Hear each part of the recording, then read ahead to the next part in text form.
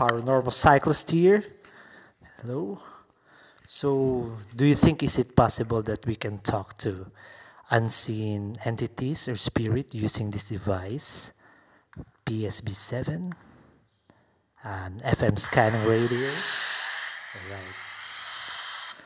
So, sit back, relax, and enjoy as I set up my portal box. Hello, is there anybody here that would like to communicate?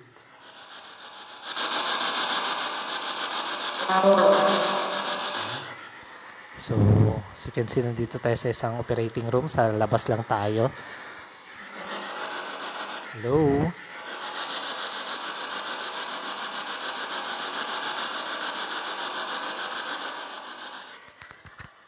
I also brought our K2 meter. Ooh, it's blinking. Pwede nyo bang paganahin to? So, turn on the light. Hello? Can you please light up this thing? K2 meter.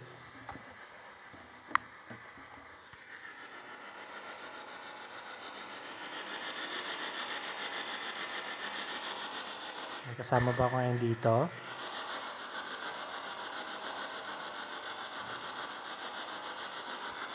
There's some tapping sound everywhere. Okay. Sino bang kasama ko ngayon dito? Gamitin yung device na to para makipag-usap sa akin. Use this device to communicate with me.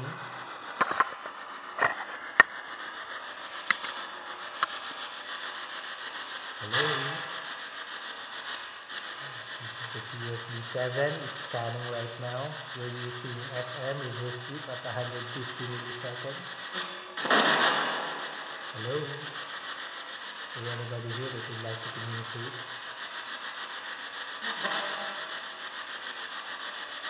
Use my body as an energy source. Could you please light it up? Kung may kasama ka ngayon dito, please light up the K2 meter. Please light up the orange one. Okay.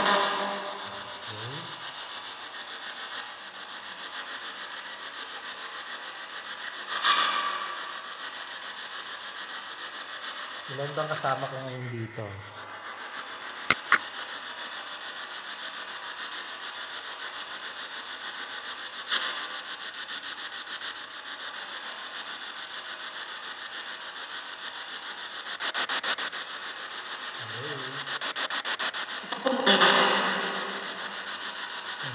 Parang 14, I think. Could you please light it up? Pwede ba ilawan itong hawakan ninyo itong device na to, K2 meter. Nasa ating right hand. Medyo may fluctuations. Walang ko lang kung nakuha ng camera. Hello?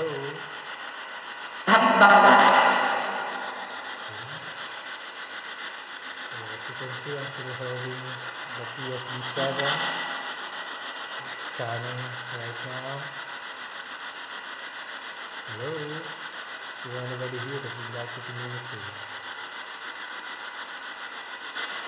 So sa operating room na to, marami na rin mga binawian ng buhay. So, given naman yan sa isang hospital.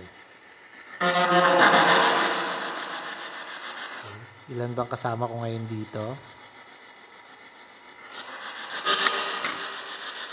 I heard 8. Pwede ko bang makuha yung pangalan?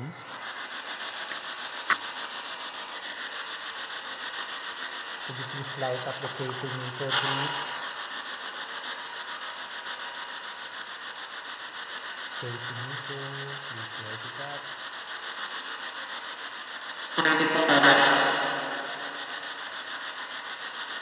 So, I'm still tweaking it, so as you can hear, we hear real-time responses. So in this ghost box, PSB7, you can do AM and FM.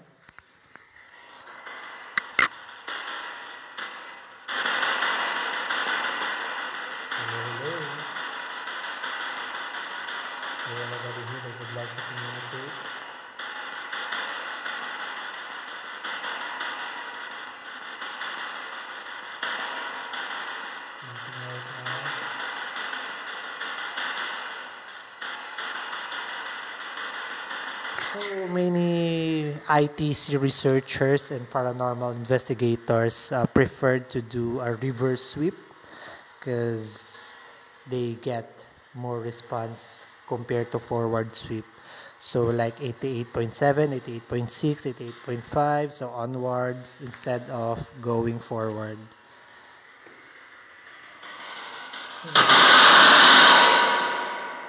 think I switched to FM again. Reverse sweep.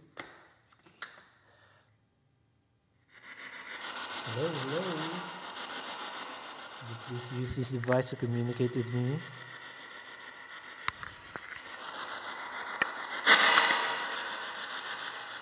Could you please light it up?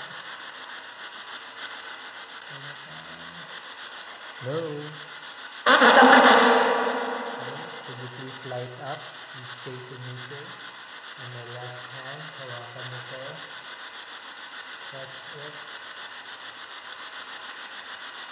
So I haven't changed the battery here on it, so I think it's kinda begging for power. Oops, hello? Is there anybody here?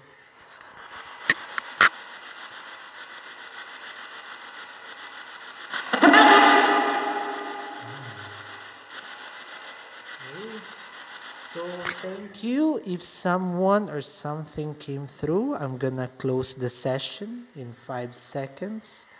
Is there anything that you would like to say to me before I close the session? May gusto ko bang sabihin sa akin? I think it's blinking, the orange. It's blinking. Ikaw bang gumagawa niyan? Could you please light it up to orange? Do your best so that I can know that you're here. It's kind of blinking. I don't know if that's because of low power. Gonna buy soon. Battery pack 9 volts. I heard ang sakit. Anong masakit? What's hurt? Alright. Okay, could you please tell me your name? Pwede mo bang sabihin sa akin ang pangalan mo? I can hear you. So it is advisable to put water beside your ghost box or spirit box because it is theorized that they can use the energy of water to create response. Okay, thank you. Something came through. I'm gonna close the session. Is there anything that you would like to say? May gusto ko pa bang sabihin sa akin? Medyo nag-break. Kaya alis na ako. Please do not follow me. Huwag mo akong sundan. Okay? Are you clear?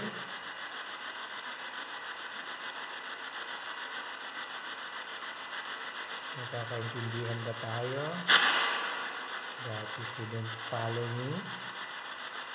Okay? Thank you for your time. It's blinking like crazy. So, thank you. Ikaw bang gumagawa nito?